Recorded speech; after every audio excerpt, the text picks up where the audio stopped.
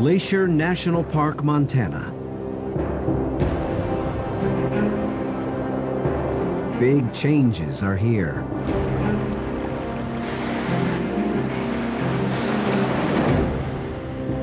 Wow, this is crazy. Some marvels fight to endure.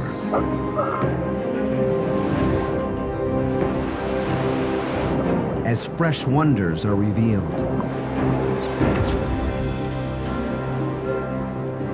What new wilderness will emerge? That's a massive feature up there.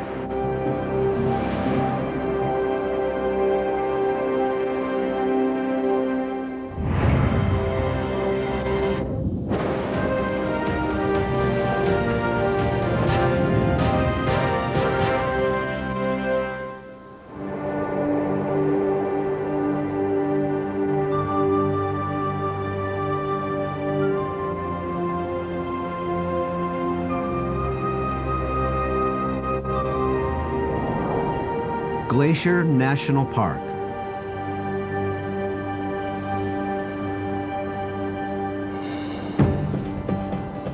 Six dramatic peaks over 10,000 feet, all carved by glaciers. Lakes that hold icebergs year-round.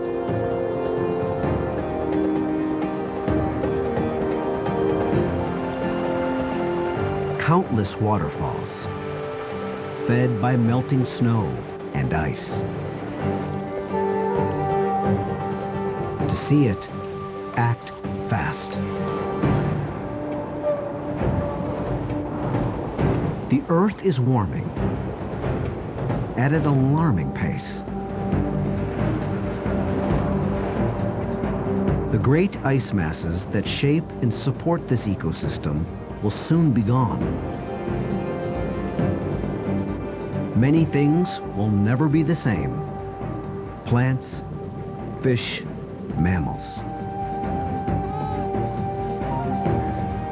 Two big questions. How quickly will it change? And what defiant new wilderness will remain?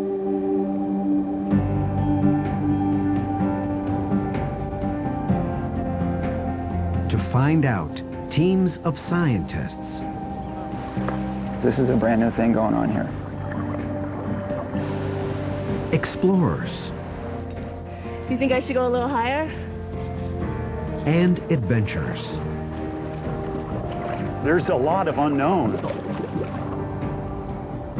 They fight to keep up with the speed of change. To predict what will happen next in an environment already extreme.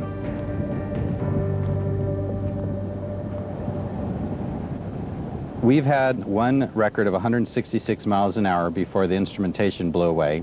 We've recorded 100-mile-an-hour winds for 13 hours straight.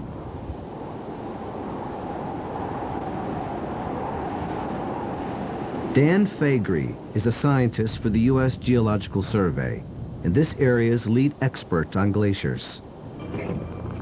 The right man to lead a key investigation.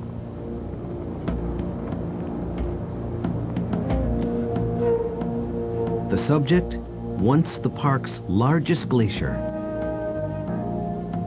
Its name, Blackfoot. 2 years ago, it looked something like this. Then,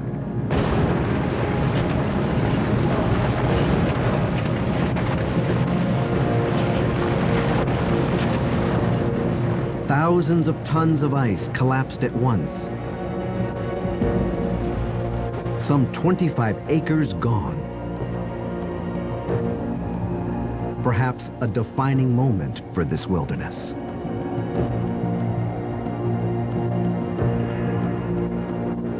Only Dan can say for sure.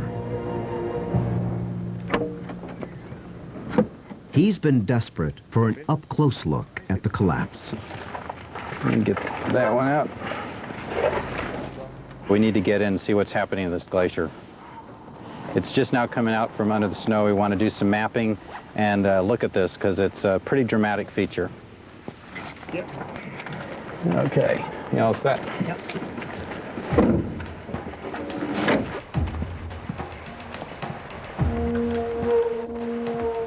It's a 3-day expedition, much of it off the beaten track.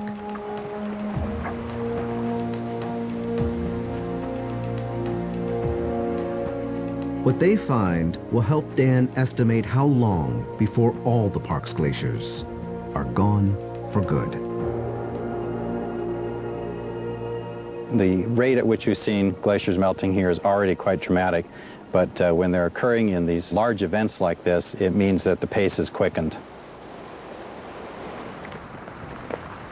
The success of this mission is still uncertain. Weather has stopped them before. Rain, lightning, fog, snow. All a gamble. Most of the year, Glacier looks like this.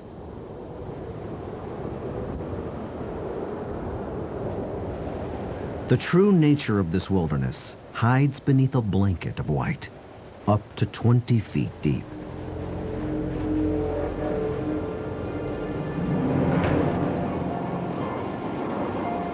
Then everything changes.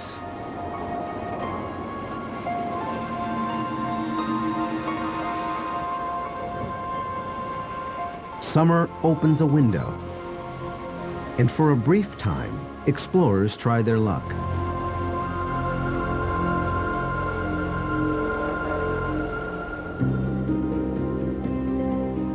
Where Montana borders Canada is a mountainous area ecologists call the crown of the continent. Right in the middle, Glacier National Park. It joins Canada's Waterton Lakes National Park to make the jewel in this crown. The Continental Divide splits it all into two unpredictable weather systems.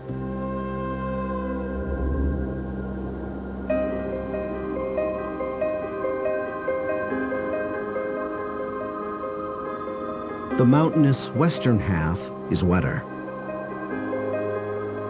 getting its weather from the Pacific Ocean. The eastern half is drier and adjoins the vast plains of the Midwest.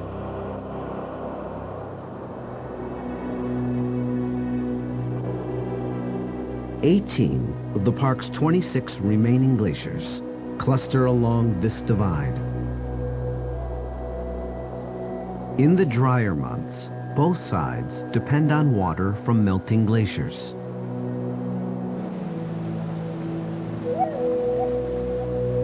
But for how much longer?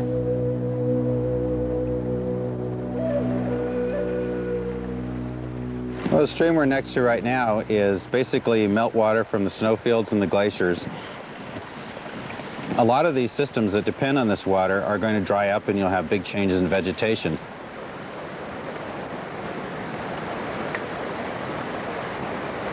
At more than 50 sites throughout the park, scientists monitor the habitat, biology, and chemistry of streams and waterways like this, with some startling results. It's a circulatory system, and National Parks ecologist Billy Schweiger is the man with his finger on the pulse. It's essentially a collection of vital signs of the health, the ecological integrity of the streams. The algae on this rock are called didymo, common name, rock snot. It's natural for some of it to be here. But last week, Billy encountered didymo unlike anything he had ever seen.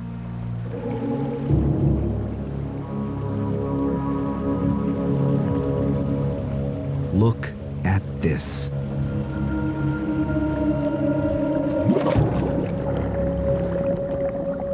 You know, we stumbled upon this the other day, and it's just like, wow, this is crazy. You know, why is this happening? A thick carpet of rock snot covers an area some 100 yards square.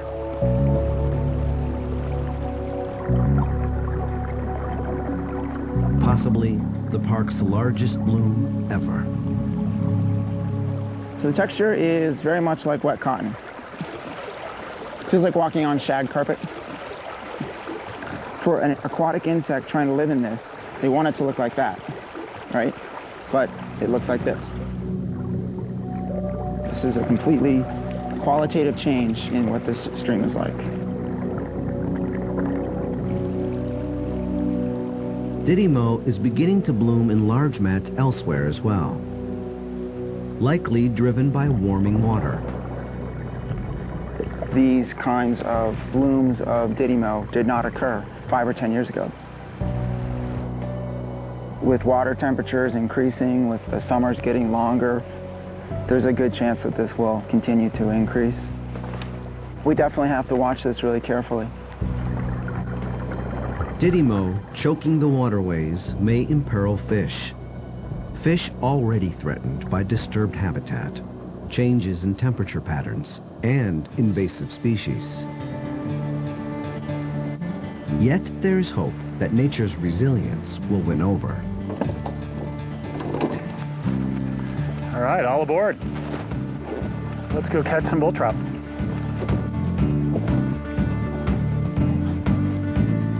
Clint Mulfield is on a 3-day expedition to the park's remote north. What he finds may give new hope to populations threatened by climate change. Well, what's so exciting is that this population might have a better chance of persisting over time in the face of a warming climate.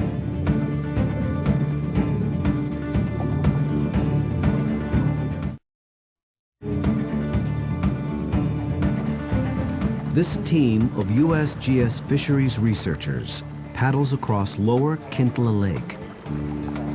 Below them, the type of biological change common throughout Glacier National Park. These native bull trout are threatened by invasive species. We've seen tremendous declines in bull trout populations to the point that many of these populations are literally on the brink of extinction. But traversing lower Kintla Lake is just the beginning of their quest. They've had a report of odd goings-on in the next lake up. Home to some of the strangest fish in the park.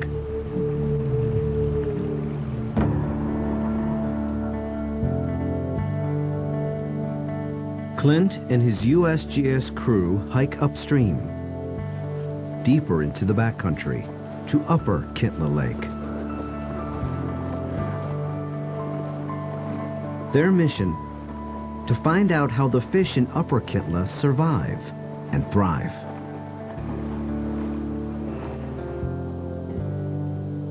Upper and lower are 2 lakes separated by large waterfalls.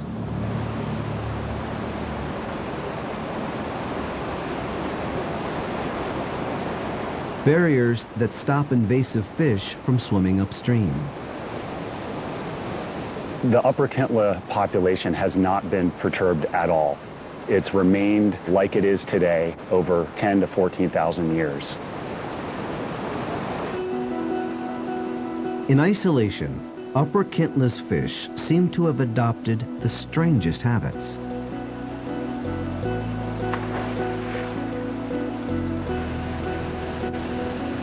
Fish usually go upstream to spawn,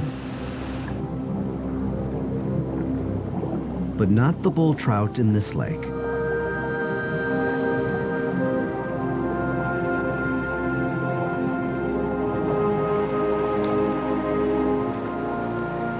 They capture young. Juvenile bull trout. Excellent. Good job. And confirm that these fish use the lake outlet for spawning and rearing. Nice. No one knows for sure why these fish swim downstream to spawn. Oh, there's one. But it's an adaptation that may serve them well when melting glaciers stop feeding the inlets. Under a warming climate, we expect the inlet streams to warm up, and they might not be suitable when the bull trout need to spawn. The outlet stream, it's always going to be supplied with water, and that creates some really good habitat. There's hope that that bull trout population in Upper Kintla Lake will persist.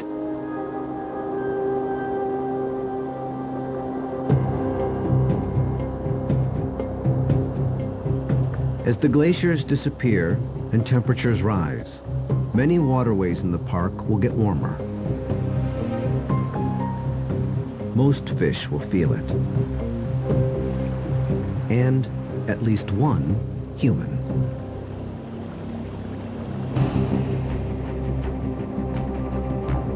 While most adventurers in Glacier National Park tackle peaks and ridges, Mark Enkenbauer combs the backcountry for lakes.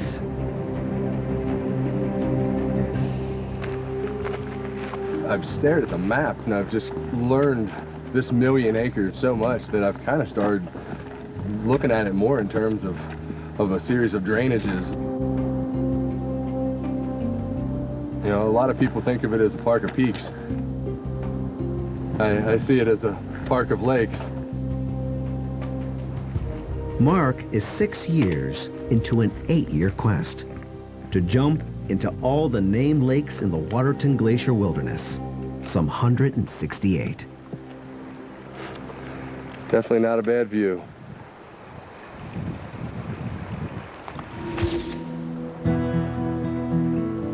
I've done 116 lakes up till now. Often these lakes sit off the beaten track. Average maximum temperature, rarely above 50 degrees.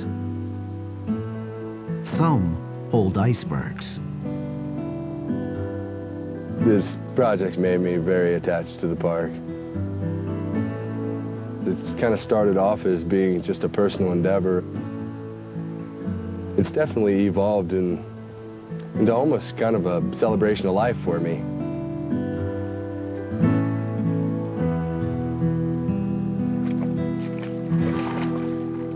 Now, a frigid moment of truth.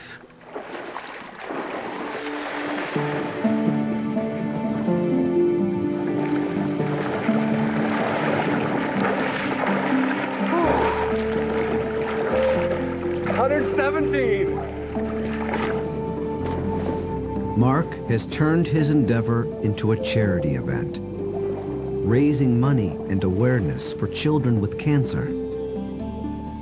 It's like all the rest of them. Chilly. But wonderful.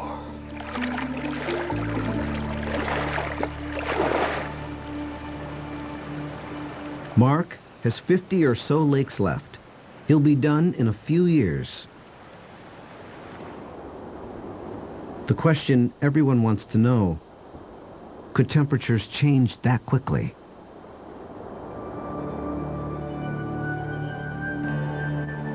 How long before glaciers stop feeding these lakes? By recent estimates, the year 2030.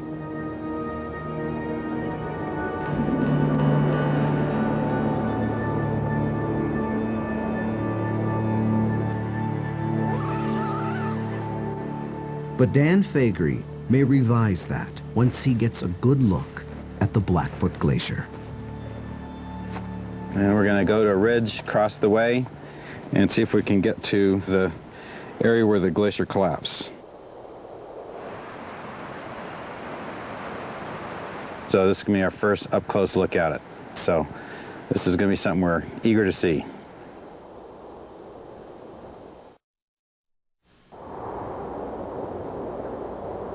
It's day 2 of Dan Faegre's expedition. And already the signs reveal a startling fact.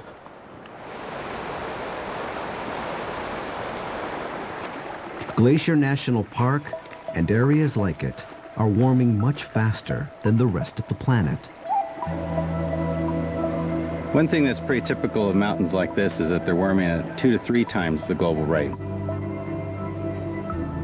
So that has profound implications for the types of change that we're going to see in mountain ecosystems. The likely reasons: more humidity, fewer clear nights, and less snow cover on the mountaintops. To get more evidence, Dan also looks right beside the path.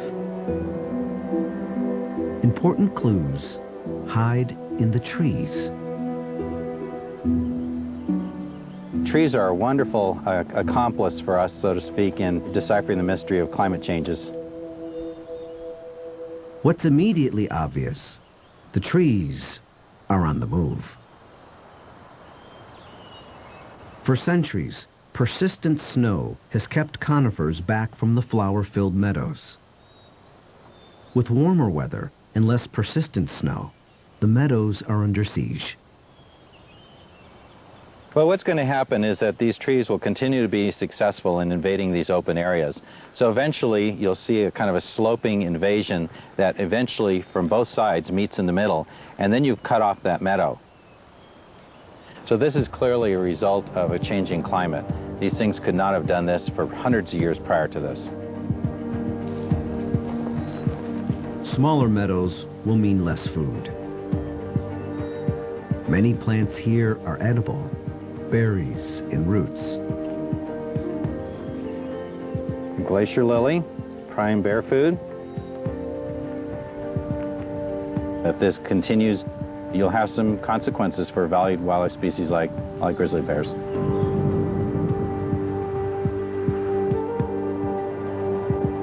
Are bears threatened by these changes? It's Kate Kendall's job to find out. And she's found a revolutionary way of doing it. Let's look at sample. I think it might be grizzly. Kate takes hair samples from trees that grizzlies and black bears like to rub on. This is really a great rub tree. It's had a lot of use from bears. It's got a lot of bite marks on it and claw marks. A few pieces of barbed wire ensure she gets all the DNA she needs. From just a few hairs that have roots on them, we can get information about the species, sex, and individual identity of the bears. No one knows why different bears like to rub against the same tree. But remote cameras may provide some clues.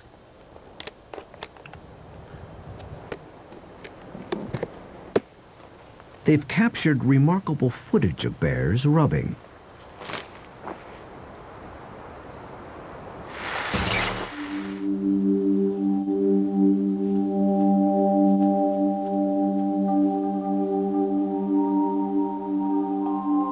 Footage beyond Kate's imagination. The first footage that we got was just unbelievably amusing.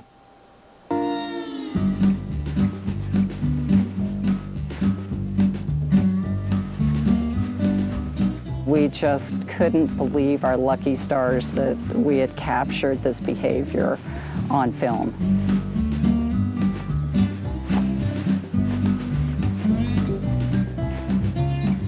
Every time we go check a camera and bring the film back, it's like, you know, Christmas and Easter and everything combined.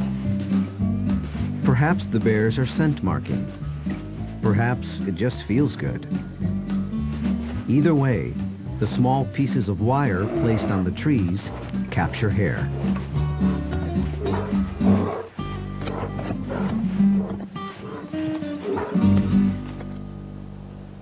The DNA from that hair tells us how much bears rely on Glacier.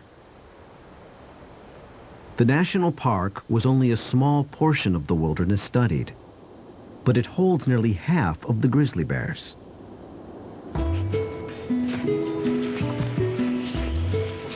%46% of the individual bears that we identified were just in Glacier National Park, which was 13% of the study area.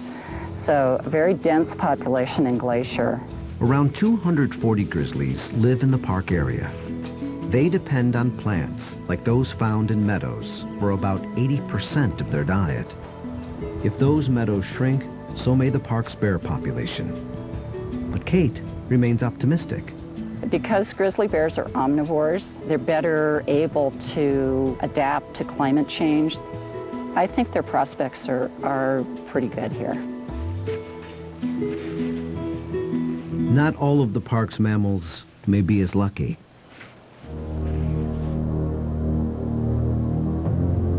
It seems one of this area's most remarkable creatures depends on snow beyond anyone's expectations. The wolverine. Wolverines resemble miniature bears.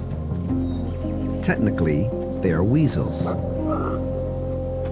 but with incredible strength. The park supports the highest density of wolverines ever reported in the contiguous U.S. Only about 40 animals.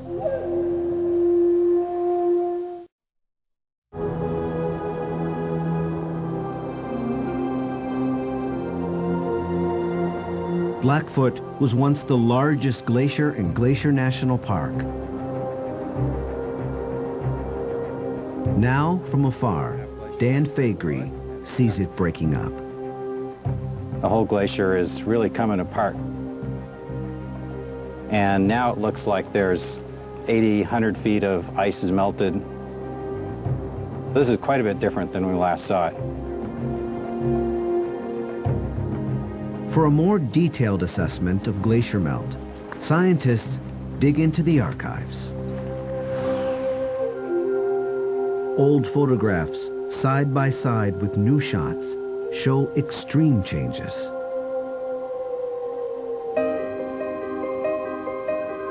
It's a park-wide meltdown. Even glaciers that showed little melting for decades now rapidly retreat.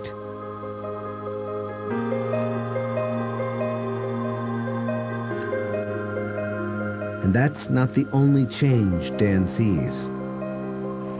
Notice the species of conifer. This entire scene is changed because there's no longer white bark pine here. They've been killed.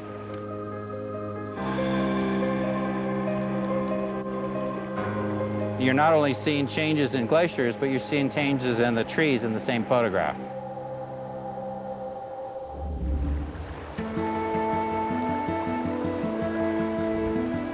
Those missing trees, white bark pine, can still be found in the park.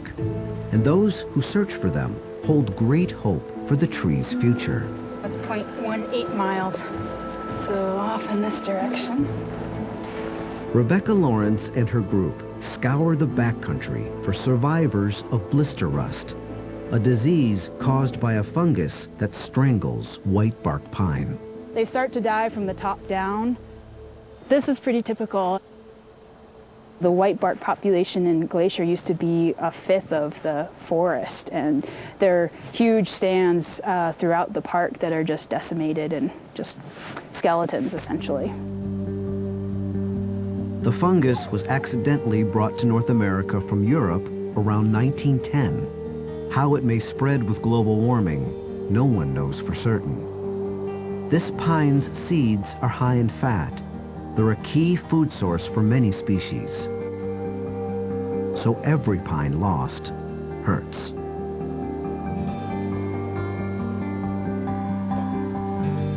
The good news? Every now and then, specialists find a white bark pine that seems to be resistant. I'm so excited. Good. Tight on the rope. Climb away.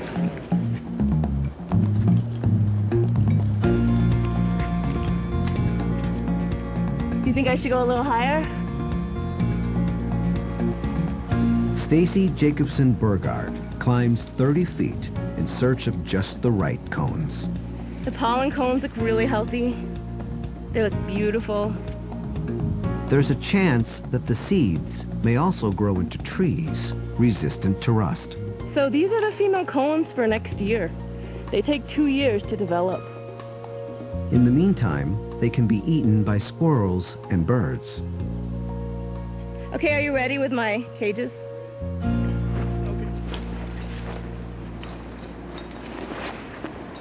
So the team uses mesh cages to protect the cones. Okay.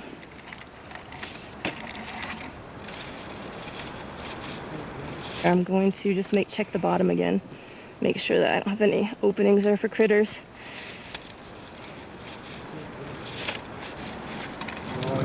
Looks good. They're tight. I'm happy with them. In a few months, the team will return to collect healthy seeds. They'll grow them in a Forest Service nursery and replant the young trees in the wild. Already, more than 6,000 have been planted. Our last white bark pine planting had 72% survival. It makes me feel like maybe we can help the species stay without slipping over the edge of extinction. Glacier Park managers fight to protect plants and animals threatened by warming.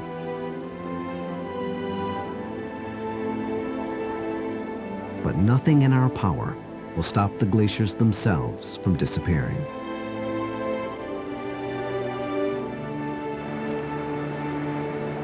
It does look steeper than we thought, doesn't it? Dan Faegre and his group hike their last mile to Blackfoot Glacier and the section that collapsed.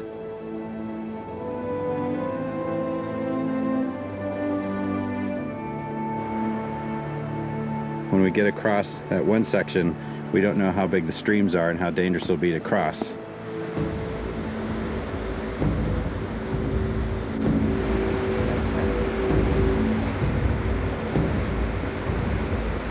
What they find will help estimate how long it will be before all the glaciers are gone for good.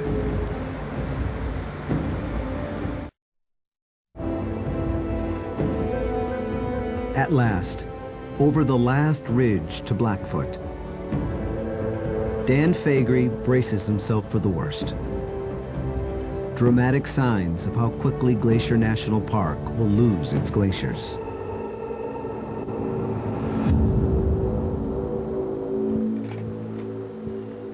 But what they find first is a paradise, revealed by the receding glacier.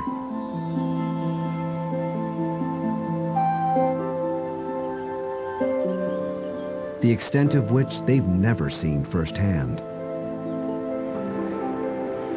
It's pretty impressive.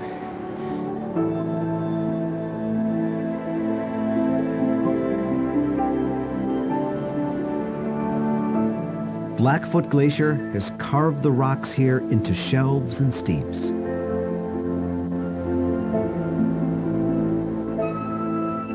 They now channel pristine water into aqua-green lakes.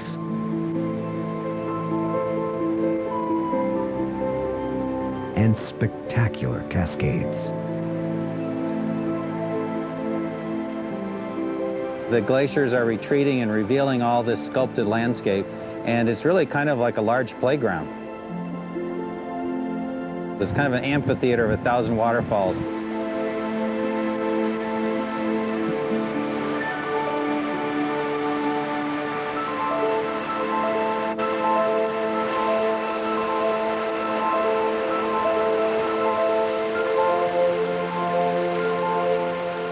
Just on the edges, there's a little bit of fringe of vegetation.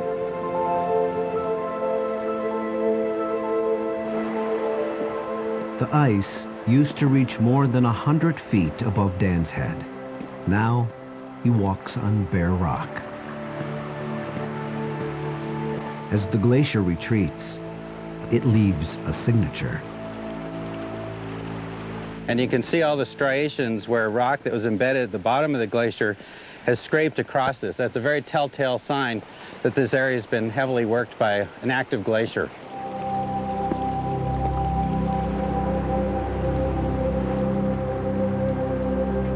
Large chunks of ice break off without warning.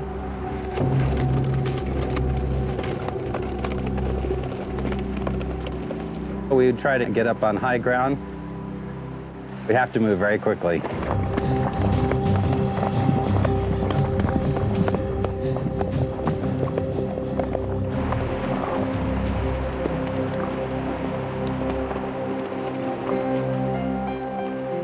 Dan cautiously makes it to the leading edge of Blackfoot.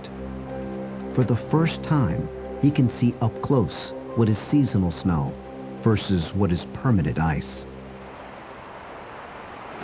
This is pretty massive. I mean, we have a face here that's 30, 40 feet high, and this is what broke off from the rest of the glacier and went cascading down behind us here. Once you see some disintegration occurring like this, the models that rely on gradual melting are basically not so good anymore.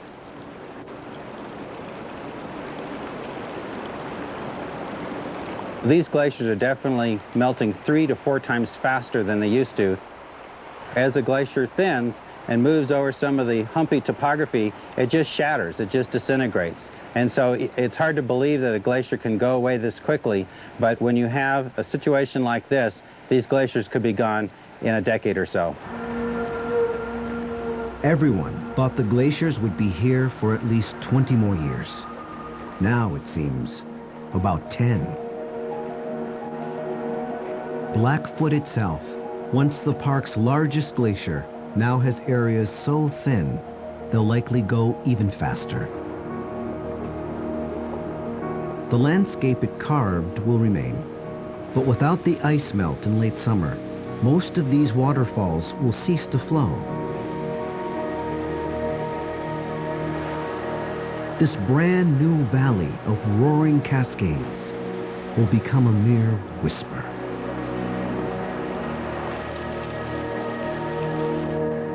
It'll definitely be sad to see the glaciers go. But when you see the sculpted landscape, it's really a very kind of aesthetic area to be in. This is going to be an interesting part of the park for a long time, even after the glaciers are gone.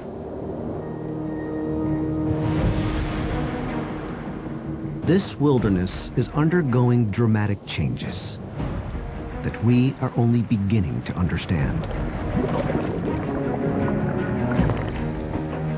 Plants and animals have little time left to adapt to a warmer park.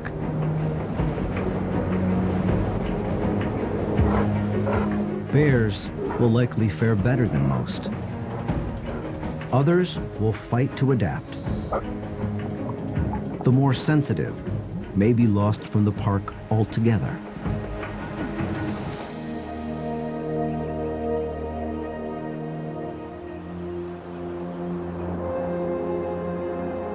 What will remain is a dramatic new landscape.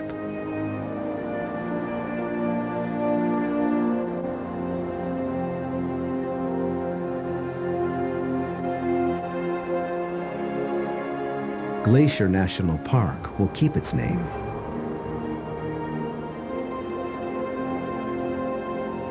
Even when the ice is gone, the impact of the glaciers will live on.